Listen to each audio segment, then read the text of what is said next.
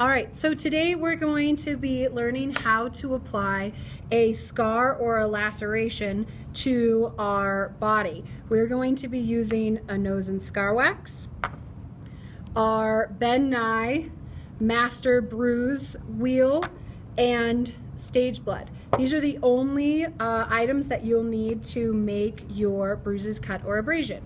So we're going to start by taking the dull end of our brush, and we are going to dig out a small amount of the wax. Now, we want to make sure that we don't handle the wax too much. The more we handle the wax, the more sticky it's going to become. So you're going to take your wax and roll it into an oval. Once you have your oval, you're going to apply the oval to the skin and blend the edges down onto your skin.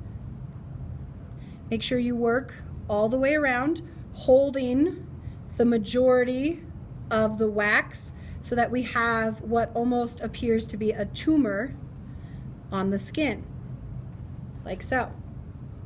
Once you have your tumor on the skin, you're going to take that blunt edge of your brush, you're going to hold it like a pencil, and you are going to rock the brush back and forth through the tumor to create the crevice. That's step 2, create that laceration. So we have a hole now that looks like a cut. Once we have our laceration, we're going to color the laceration. So we're going to go to our bruise wheel and we're going to pull out the red color. Dip your brush in the makeup. Remember, a little bit of makeup goes a long way. And you're going to fill in the cut with the red color. I like to put a little red color on the edges as well so that it looks like the edges of my skin have also gotten some blood on it.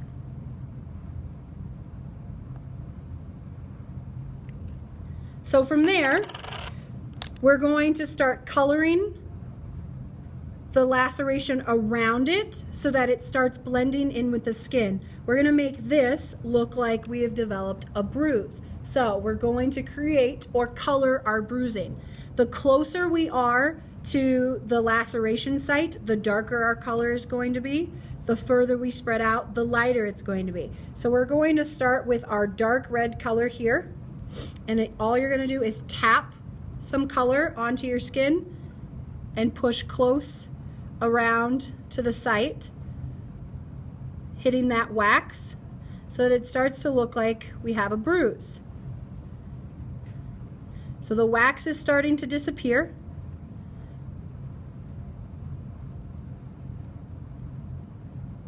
And we're blending that into the skin.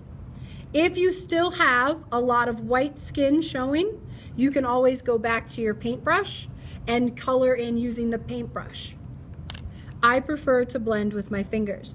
Now, we're also going to use some of the purple. We're not going to go all the way around the wound with the purple, just picking out a few spots here and there to really add that darker bruise color.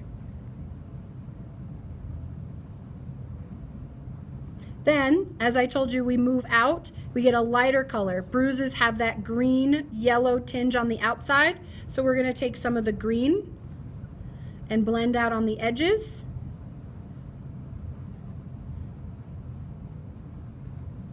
And some of the yellow on the edges. It's always better to apply your makeup lightly because it's easier to add makeup color than to take away makeup color. So we have a nice cut with a laceration. Now, to add to our cut so it looks more realistic, we have some Ben Nye stage blood. This is when you're going to pour some of the stage blood into the laceration that we created. I like to use the edge of my paintbrush so that I have control over how much blood goes into the cut. So we're going to dip a little bit in and touch and fill in the crevice or the laceration that we created. Again, just like the red color, I like to put some on the edges so it looks like the edge of my skin tore open and received some of the blood. This is a gel-based blood, and so it will eventually dry so that when you walk around with your laceration, you don't have to worry about it spilling and falling and making a mess. So this is our completed laceration with a bruise and a cut. Now it's your turn to try.